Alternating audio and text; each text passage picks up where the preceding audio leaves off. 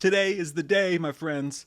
It has happened. It is a great day to be a horror fan. It is a great day to be alive. We've been doing updates for years, hoping, wishing, thinking, and praying that they will bring Freddy Krueger back to this awesome horrorverse that we live in. And I can officially report to you today it's happened. Freddy Krueger is back. They're making a new Nightmare on Elm Street movie. Not like the Jason Thrineverse with lunchboxes and liquidations. No, we're starting with the movie like God intended. And we've got all the news from it to talk about with you guys right now. In this video, we're going to cover how it happened, what the rights situation currently is, how the Warner Brothers merger affects it. Is this movie a remake? Is it a requel, a sequel? What kind of movie is it going to be? Who could direct this, of which there are some leads on already based on who's producing it, and two franchises that could eventually end up involved with Freddy Krueger, one of which you probably haven't thought of yet. We're going to cover all that and more in this video, and I can't wait. What a day. So, in 2019, the rights to the original Wes Craven A Nightmare on Elm Street script went to the Wes Craven estate after that fucking legend unfortunately passed on. Now, that Wes Craven estate includes his widow and his son, and bupkis since then. Absolutely nothing. Radio silence. We all wondered if there was ever going to be any more Nightmare on Elm Street. Maybe they're going to shelve it in honor of him, and it was just gone forever. Warner Brothers is more worried about The Conjuring and all that. That's the shitty spinoffs and The Devil Made Me Do It While Drinking My Juice in the Hood shit. And maybe it's just over with. Today they announced that Paramount actually won them over, and they won the rights to what they had, their piece of the pie. Now, what that is specifically everything in and entitled to the script and the US rights of that. Now, that's a way better situation than you're in with, say, Jason Voorhees and Friday the 13th, where they split those up. Jason was only in the actual sequels with the hockey mask and all that. One side owns Crystal Lake and Pamela Voorhees and all that stuff. And by the way, the Crystal Lake trailer just came out today. We'll be covering that for sure. And we'll be covering all this Wednesday night live at 8 p.m. Eastern. So you can come. We can talk about who's going to play Freddy, all that stuff. It's going to be a blast. Make sure you subscribe, turn on notifications, come party with us on Wednesday. We can talk about it together. But much better situation here because everything in that script is everything that you need. Freddy's in the script. You've got the glove, the sweater, Nancy, if you so choose to use her, Elm Street, all of it in that script. We're good to go. The only people who should be bummed here about this are possibly, people who were hoping for a Dream Warriors spinoff or something like that. Otherwise, we're good. I'm going to be indicted. The international rights are a different story. However, the international rights and all the sequels are owned by New Line Cinemas, who's owned by Warner Brothers, who is being bought currently by Paramount, who swept in and got these rights. It didn't turn out to be A24. It didn't turn out to be Blumhouse like people reported for so long. It was Para Big Dick Mouth that came in and got this. And they are in the process of merging with Warner Brothers. Now, by the time this movie's made, in a year or so or whatever, it seems like they expect that merger to be done, and then there's no issues whatsoever. It's all under the same umbrella, and we're good to fucking go. And that's what I have to think they think is going to go on here, because they wouldn't just release it in the US. So it seems like we're going to be good. Fingers crossed. I've got my fingers crossed, Dad, that I think it's going to be fine. So that's where we stand with the rights there. Now the question, what kind of movie is this going to be? I've seen so many people just illegitimately report that this is a full-on remake. You got to learn to read, top to bottom, left to right. Reading is fun. Reading Rainbow. The article never says it's going to be a remake. Here's exactly what the article says, the press release. It says that it will adapt the original screenplay into a new feature. This means they could remake the first film, yes, but it doesn't say that's what they're going to do. It says they're going to use the world of A Nightmare on Elm Street to make a new movie. Now, it could be a reboot with a new take. It could be a specific director with a new take. Who knows? Maybe the reason they've been dormant with this is because none of the pitches that were coming their way. You've had everybody from Mike Flanagan to recently Curry Barker say they wanted to make a Nightmare on Elm Street movie and still no movement on it. They may have finally heard a pitch that was interesting and new and maybe super meta and something they knew Wes Craven would have loved. Something brand new none of us have even thought of yet that got them to move the needle on this. Because it certainly wasn't just money. They could have done it back in 2020 if that's what they wanted to do, if that's where their concerns were. So there's nothing at all that says this will be a remake. And a straight up remake anyways would be a huge mistake. I mean, you don't take something like this and just do a beat by beat remake of the exact same thing. I think Wes Craven himself wouldn't enjoy that. And again, if you're just going to do the simplest, most basic thing and just remake the movie flat out, Why would it take them 6 years to come up with that idea? It's something different. So it could be, again, it could be a reboot, it could be a reimagining, it could very well be a requel, where they just go back to Wes's original film, because as we all know, he hated the first sequel to that film, and him and that director butted heads. They could literally just go back and make a straight up sequel to the first film, however they want to do it. And we'll talk more about that when we get into who's going to direct this thing down the line as well.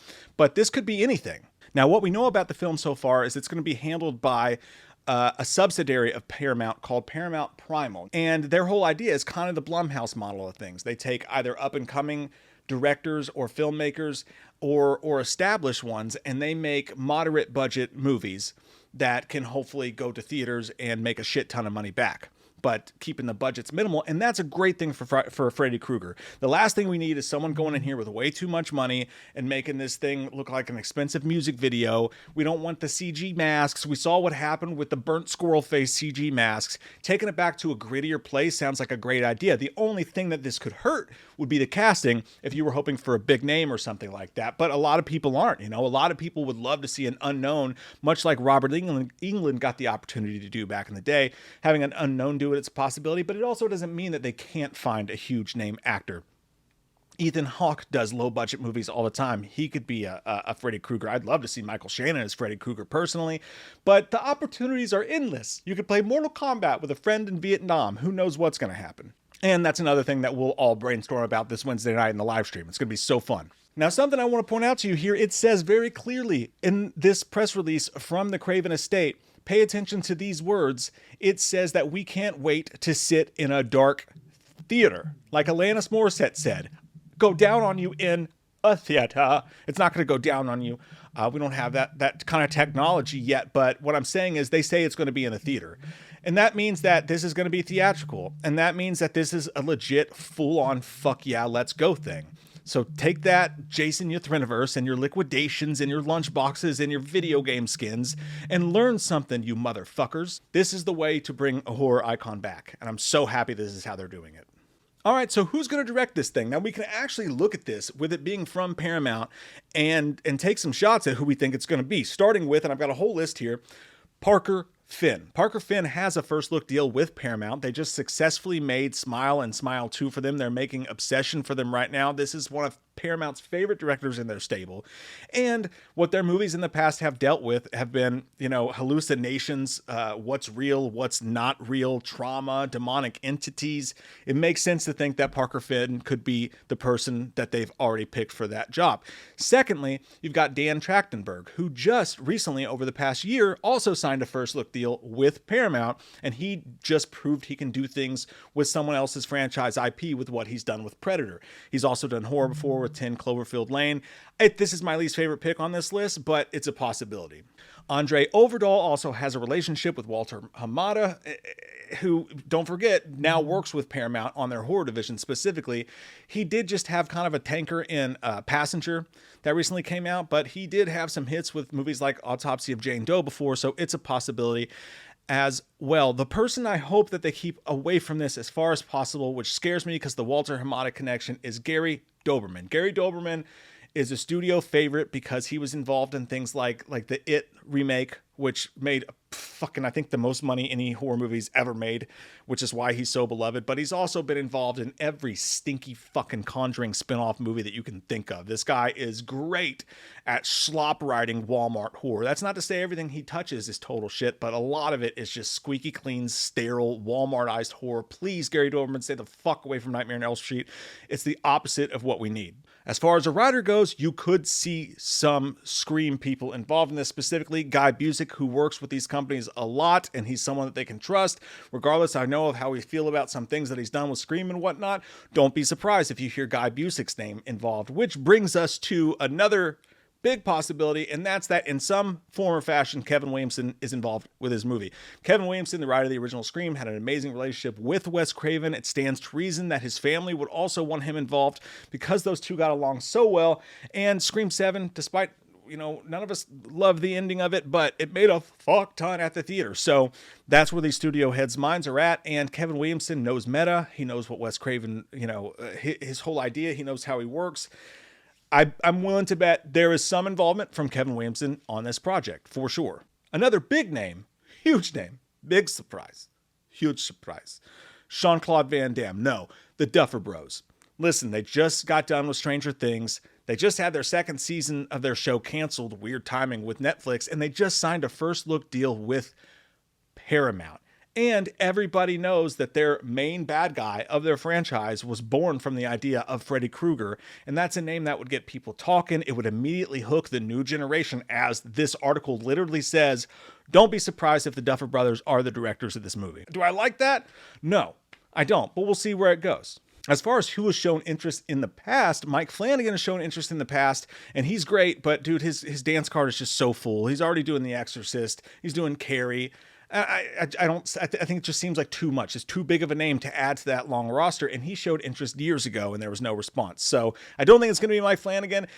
Curry Barker is a possibility. Now, I only say this because of the timing.